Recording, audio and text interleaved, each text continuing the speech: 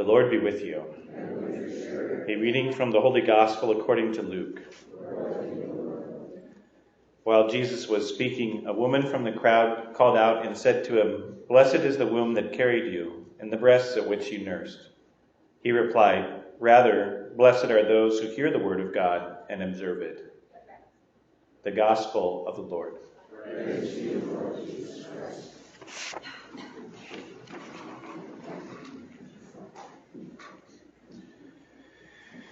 Today is we celebrate August 15th, the Feast of the Assumption this weekend, and so we will take a brief pause from our studies of John chapter 6. We'll continue with that next week, but today we celebrate the Feast of the Assumption.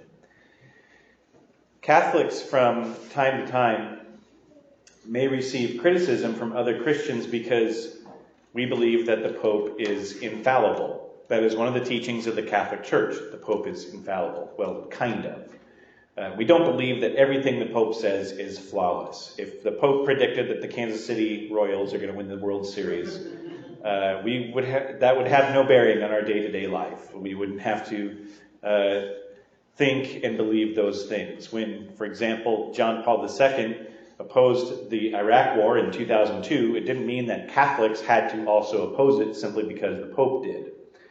The Pope can only speak infallibly when it comes to issues of faith and morals.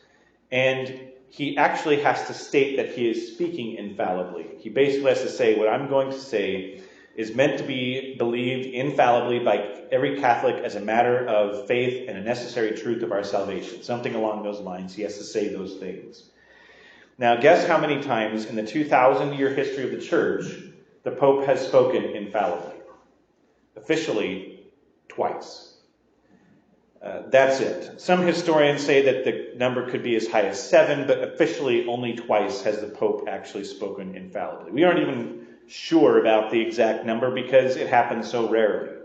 I think other Christians think that Catholics, we take daily orders from the Pope and we're required to follow them, when in reality it averages about once every 1,000 years. So that's not too bad. And the most recent case of the Pope speaking infallibly has to do with the feast day that we celebrate this weekend, the Feast of the Assumption. In 1950, Pope Pius XII proclaimed the doctrine of the Assumption of Mary to be believed by all Catholics in a decree that he wrote called Munificentissimus Deus. And in 1950, that's pretty late in church history, right? So, given the whole length of Christianity, that's pretty recent.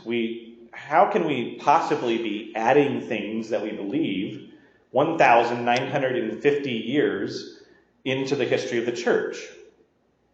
And that brings up another point about when the Pope speaks infallibly, and that is that when a Pope speaks infallibly, it actually doesn't mean very much.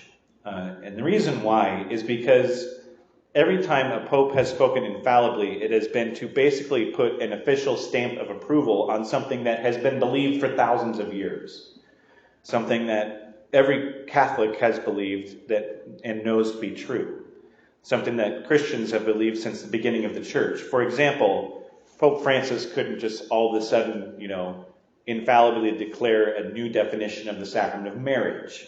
He just can't do that. It's never been a part of the church. It's never been a part of the history. Popes just can't make new things up. So the doctrine of Mary being assumed into heaven was not just invented by Pius XII in 1950. It was something that we have always known. And we've always known and taught that Mary was assumed into heaven for a couple of reasons. First is that it is historical. Think about it. If there were a tomb with Mary's body in it, don't you think that we would know about it? Don't you think it would be like the biggest place of pilgrimage in the entire church? People from all over the world would go there. It'd be the most important place to visit in all of Catholicism, perhaps. We know where all of the other apostles are buried. We know where Jesus was crucified. We even know the house that Mary lived in when the angel appeared to her at the Annunciation, but we have no idea where she was buried. And the reason is because she wasn't buried. She was assumed into heaven. And that's been the belief of the church throughout all of the history of Christianity. The second reason that we have always known Mary to have been assumed into heaven is based off of logic. Mary is the mother of God. That's the title that we give to her because we believe that Jesus is God. And Mary, being the mother of Jesus, must then be the mother of God. And since Mary is the mother of God, she was given a special role in the history of salvation. God prepared her from the very beginning of her life to be a sinless vessel. We often refer to Mary as the new ark of the covenant. That's why the first reading in the psalm, they are both about the Ark of the Covenant as we celebrate the feast day of the Assumption, because Mary is the new Ark of the Covenant. The Old Testament, the original Ark of the Covenant, was a golden box designed by Moses, and inside of it contained the holy relics of the people of Israel. And it was kept later in the temple by David and his successors, and it was said to be the resting place of God himself. Mary, being the mother of God, contains God within her ark, you could say, the new ark. And so she was immaculately conceived to prepare herself for that role. The Immaculate Conception, which is another doctrine we believe about Mary, means that Mary was never touched by sin, both personal sin and even original sin. And that's because she is the mother of God. She is unique in all of creation. And because she was never touched by original sin, she doesn't suffer from the effects of original sin, including death. Death has no hold on Mary. In Adam and Eve, we see that all of sinfulness and all of death results from that original sin, and then carried on the sins of us personally throughout history. And that sin arises out of a desire to serve ourselves, to be selfish. But Mary is the complete opposite of that. She is completely given herself to God. Nothing in her is left ungiven to God. Her soul, and most importantly for us today, her body. Even her body was given to God. Mary doesn't suffer from death in a body or in her soul as an effect of sin because she doesn't suffer from sin in the first place. That's what the Assumption is. It's a direct, logical reasoning from the fact that Mary is the mother of God to her role in salvation history. So the Assumption is great for Mary, of course, but what does the Assumption mean for us? Because we don't get the same privilege of being assumed into heaven. We have to die. And we're still waiting on the death that Mary never had to suffer. But if we back up a little bit, we can see the bigger picture and how it affects us. First of all, we have to understand that every doctrine and every dogma and holy day and teaching of the church, every saint, essentially is there to celebrate a specific veneration of God by celebrating his actions in the world and in others. That's why we have saints in the first place. We celebrate what God did through the lives of these exceptional people. However, Mary is different than even the saints. She is a saint, but she's in heaven already, body and soul, which none of the other saints can claim. And that's why we have this holy day. Mary's bodily assumption points to the resurrection that we await at the end of time.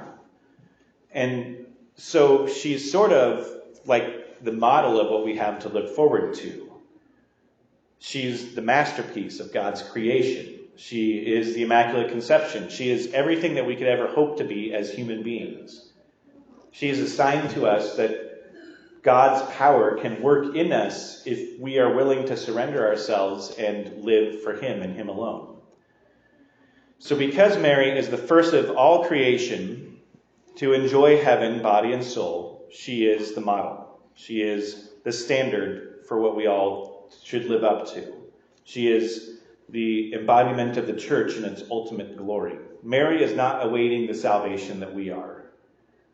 Mary is already completely purified by the Immaculate Conception, and she shows us in her Assumption that she is the personification of the glorified human race, the glorified church already in heaven. This isn't some promise that is going to be fulfilled by God at the end of time. It's already made present. It's already a reality in her, in the action that we see God working through her. Mary is a symbol of what we have to look forward to. She is a symbol of our hope in God's promises.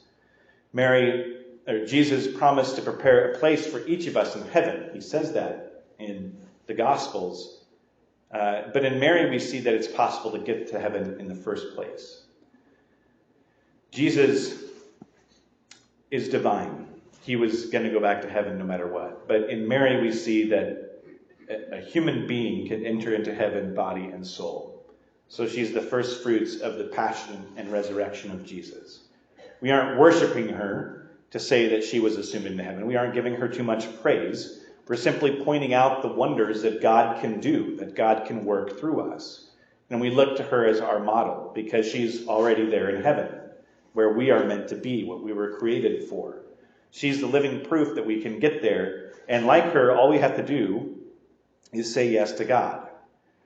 And that means saying yes to everything that God offers to us. Saying yes to being a light to others, an example to others. To saying yes to bringing his presence out into the world beyond the walls of this church. Saying yes to accepting the crosses that he gives to you as a means to grow in holiness and in patience and in humility and in love. Saying yes to accepting the swords that pierce our heart, just as Mary did. So when it comes to wondering how to get to heaven, we have a very good role model to look up to, Mary, because she's already there. She is waiting for us, body and soul, to take us to her Son and to her Father.